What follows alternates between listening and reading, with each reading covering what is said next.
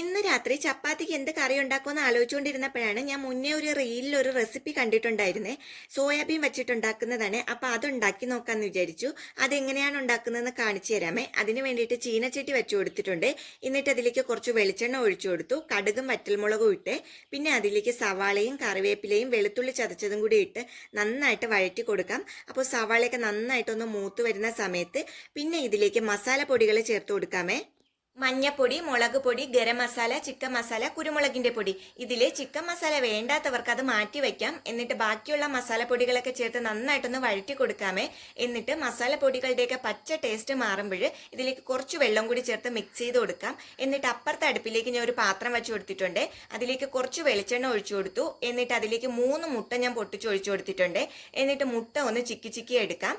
എന്നിട്ട് ഇപ്പുറത്തെ മസാലയിലേക്ക് നമ്മൾ കുറച്ചു നേരം ചൂടുവെള്ളത്തിൽ ഇട്ട് വെച്ച സോയാബീന് അത് ചെറുതായിട്ട് കട്ട് ചെയ്തിട്ട് ഇതിലേക്ക് ചേർത്ത് കൊടുക്കാം.